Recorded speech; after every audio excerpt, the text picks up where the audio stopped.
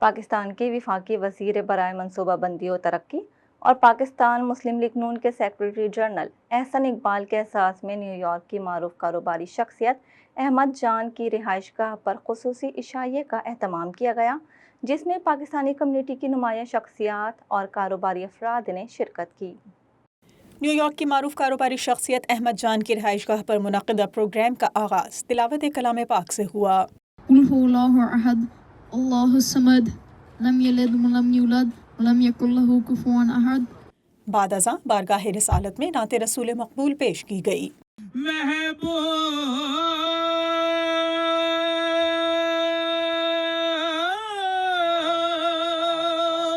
نہ ہوگا نہ کہیں ہے۔ اس موقع پر تقریب کے میزبان احمد جان نے شرکاء سے مخاطب ہوتے ہوئے تمام مہمانوں کی آمد کا شکریہ ادا کیا۔ دوستوں کا میں از حد مشکور ہوں کہ آپ ورکنگ ڈے میں یہاں تشریف لائے، خاص طور پہ میڈیا کے دوستوں کا اور ان دوستوں سے جو ٹرائی اسٹیٹ سے سارے یہاں تشریف لائے ہیں۔ شرکاء سے خطاب کرتے ہوئے معروف کاروباری شخصیت روہیل ڈار نے کہا کہ احسن اقبال نے پاکستان مسلم لیگ نون کی تنظیم سازی، پالیسی سازی اور ویژن کی تشکیل میں اہم کردار ادا کیا ہے۔ انہوں نے کہا کہ مشکل ادوار میں بھی احسن اقبال نے کارکنان کی رہنمائی کی اور پارٹی کے ترقیاتی ویژن کو آگے بڑھانے میں نمایاں کردار ادا کیا۔ یہ پاکستان میں بھی عوام کی خدمت میں اور مسلم لیگ کی جماعت کی خدمت میں خاموشی سے جتنا کام کرتے ہیں، لوگوں کو اس کا اندازہ بھی نہیں ہے۔ آپ کی جو ویژن ہے، پارٹی اس سے ہمیشہ مستفیض ہوتی ہے۔ آپ نے ہمیشہ سے پاکستان کو پلان دیے ہیں اور جو منصوبے دیے ہیں وہ خود ایکسپلین کریں گے وہ کیا کیا معاملات ہوئے اور ہم کہاں تک نہیں پہنچ سکے، لیکن ہماری جماعت کا جو ویژن ہے، ہمارا جو مینیفیسٹو ہے، آپ جو پاکستان مسلم لیگ کے جو کارنامے دیکھتے ہیں ان کو ایک دستاویزی شکل دینے میں، ان کو پالیسی بنانے میں احسن اقبال کا ایک کلیدی ایک رول ہے۔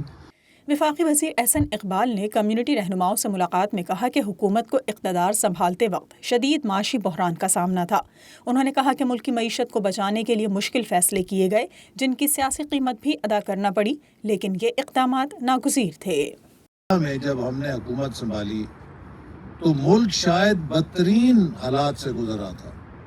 احسن اقبال نے کہا کہ پاکستان کو معاشی استحکام کے لیے سیاسی استحکام، پالیسیوں کے تسلسل اور اصلاحات کی ضرورت ہے۔ انہوں نے برآمدات میں اضافے کو معاشی خود مختاری کی بنیاد قرار دیتے ہوئے کہا کہ حکومت زراعت، صنعت اور ٹیکنالوجی کے شعبوں میں ترقی پر توجہ دے رہی ہے۔ کشمیر کے معاملے پر انہوں نے کہا کہ آزاد کشمیر کے عوام اور مہاجرین کشمیر کے حقوق کا تحفظ حکومت کی ترجیح ہے اور تاریخی قربانیوں کو نظر انداز نہیں کیا جا سکتا۔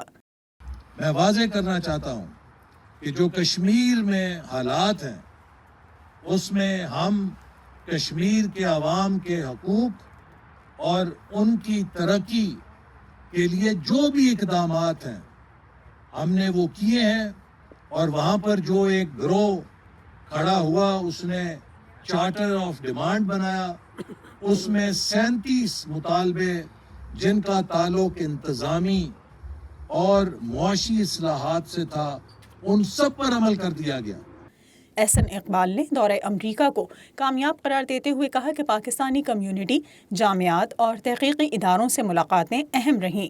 انہوں نے اوورسیز پاکستانیوں کو ملک کا قیمتی سرمایہ قرار دیتے ہوئے ان کے کردار کو سراہا۔ آخر میں مہمانوں کی لذیذ پکوانوں سے تواضع بھی کی گئی۔